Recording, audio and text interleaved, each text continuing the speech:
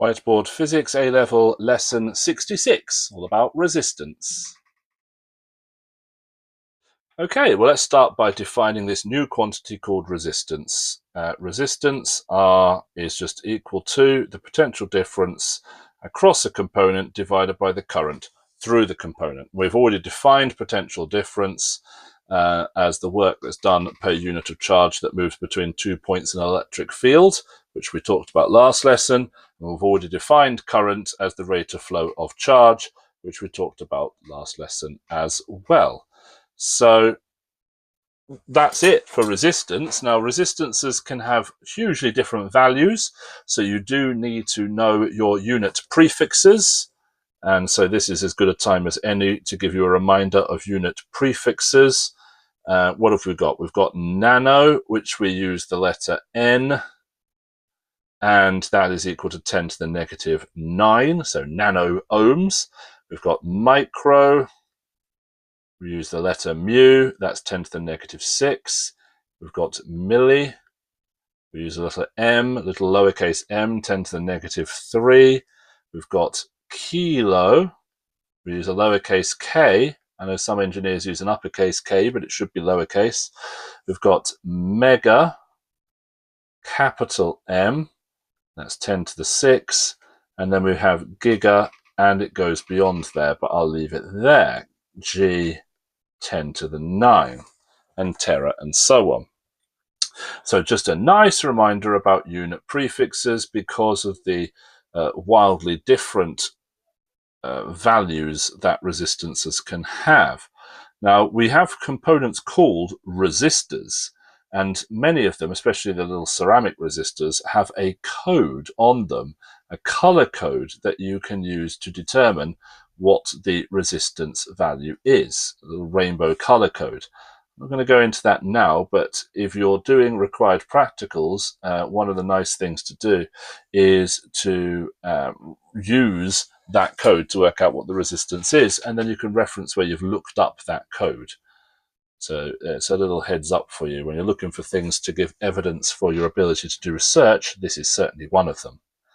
Now, this is sometimes written, the equation for resistance is sometimes written as V equals IR, but that is not Ohm's law, although sometimes it's incorrectly stated as Ohm's law. So Ohm's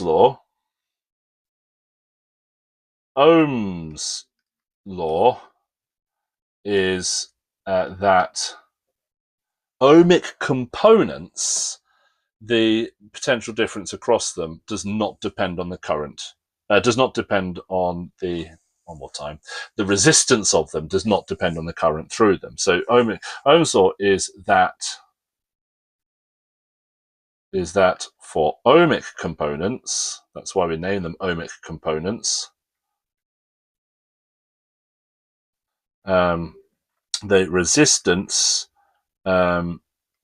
does not depend on I for a,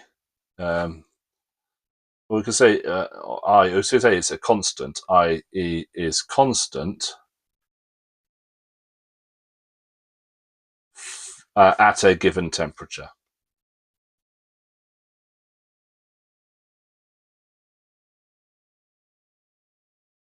At a given temperature. That's Ohm's law. Another way of saying it is that V is proportional to I at constant temperature. But that is only true for ohmic components. And there are other components for which it is not true. And of course, we will look at that when we move on to component characteristics next lesson. So I'll leave that there. Now, just like we had issues in the materials topic, where we had different spring constants depending on the geometry of our material. So we had a quantity called Young's modulus, which was geometry independent. We've got the same thing here. We've got resistivity, which is geometry independent. So resistivity. And you mustn't get resistivity and resistance confused, although the names sound very similar. So resistivity is a material property, whereas resistance depends on the geometry of the material. Now, we know that for a particular material, the longer the wire, the greater the resistance. That is absolutely true. We also know that the thinner the wire, the greater the resistance. That's because it is harder to push current through a thinner wire. And so we formalize this by saying that the resistance is proportional to the length of the wire divided by the cross-sectional area of the wire. Just like that. And the constant of proportionality is the resistivity. So R is equal to rho L over A, where rho is the resistivity. Resistivity. This is going to be cross-sectional area, and L is length. R is resistance. And we could rearrange that equation quite happily to say rho is equal to RA over L. It's not a big deal to rearrange that, but that is resistivity, measured in units of ohm meters, because resistance is measured in ohms, and area is square meters, and length is meters. So if I just look at the units here,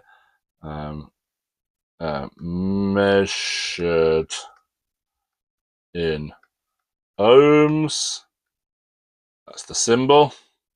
And so this is going to be units, is going to be ohm square meter divided by meters, and then the squares will cancel one of those meters, and so we end up with,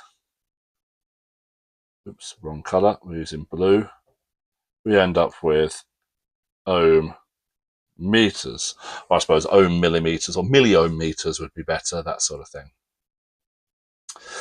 And the area, we could use quarter pi d squared if it's a cylindrical wire, and so on and so on. So we can measure resistivity of a wire by measuring its resistance and measuring the geometry of the wire. Fine, okay. There's also an interesting fact that if you reduce the temperature of the wire, or reduce the temperature of a metal, you reduce the resistivity of the metal. So I'm going to make a little note here called superconductivity. I don't want to go into this in too much detail, but you do need to be aware of superconductivity. So as temperature, that's not how you spell temperature, temperature of metal reduced, the resistivity in it reduces. I was going to say increases then. No, it reduces. That is true. So you might expect that a graph of resistivity versus temperature, and I will label the axes, resistivity versus temperature. You might think, well, it should be a nice straight line. It's not necessarily a straight line, but you might think it might be that. Maybe it might even go through the origin. But it does something very interesting. It actually does this. For a metal, and for some other substances, which I'll get to in a second, and there we go, it does that. And I'm actually going to draw the line here offset slightly just so you can see that there is a blue line there on the black, but it is actually 0. So this is 0 ohm meters, and this occurs at the critical temperature. So this is true for metals. It's also true for some ceramics. This is called the critical temperature.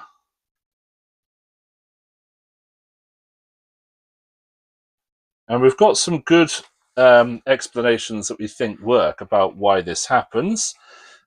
We think, for example, at low enough temperatures, the electrons couple into what's called a 𝗟𝗶 pair, and then the spins of those electrons we can add together. It acts like a pseudo particle, like a pseudo boson, rather than a fermion. Therefore, it's not restricted to Fermi-Dirac statistics, and the two electrons, the 𝗟𝗶 pair, can move freely through the metal lattice without the restriction of energy levels that that electrons usually would have when they're flowing from atom to atom in a metal, in a circuit.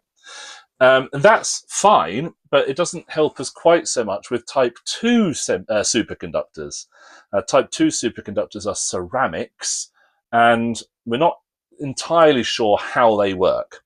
But with type 2 superconductors, we tend to get higher critical temperatures. So sometimes they're called high temperature superconductors. Temperatures as high as 70 Kelvin. These are high temperatures. 70 Kelvin, by the way, remember that to get a temperature from Kelvin into degrees Celsius, you subtract 273. So we're still talking around negative 200 degrees Celsius, but that's actually high temperature superconductivity. We can reach those temperatures with liquid nitrogen. We can reach those temperatures with pretty standard low temperature refrigeration techniques, cryogenic refrigeration techniques. So we can experiment on these high temperature superconductor ceramics. We have been able to make room temperature superconductivity, but only at extreme pressures. And that is the holy grail of physics, of material physics at the moment, is trying to get a room temperature, atmospheric pressure superconductor. And we haven't managed it yet. Because if the resistivity falls to 0, the resistance is 0. If the resistance is 0, then we kind of break our equation here. If the resistance is 0, then what would the current be for any particular potential difference? Well, syntax error. As R approaches 0, I would approach infinity. Now, there is actually a maximum charge that you can flow through a superconductor per second related to the number of free charge carriers there are, but it's not related to resistivity. It's a different physics effect at play there. So let's just write our definition of critical temperature. Critical temperature of a superconductor, they're the ones that have this, doesn't just mean it's a really good conductor, of a superconductor, I think that's spelled with an O at the end, conductor, is the temperature below which resistivity is 0. And as I say, the mechanism for superconductivity is not really very well known. We don't understand it. But if it weren't for superconductivity in the order of negative 200 degrees Celsius, or some of them can get as high as negative 120 degrees Celsius, if it wasn't for superconductivity, we wouldn't have MRI scanners, just for an example. So the medical benefits are huge. Particle accelerators we use at CERN to probe into the smallest units of matter, they use superconducting magnets, superconducting electromagnets to produce really high magnetic flux densities to steer particle beams. So superconductivity has changed our understanding of physics, but we still don't really understand it. Yes, we can make things levitate with it, and yes, it would be wonderful for electrical energy transmission efficiency, but that's only the tip of the iceberg, really. Right, I think that's everything I needed to talk about resistance, resistivity, and superconductivity. So I will stop there.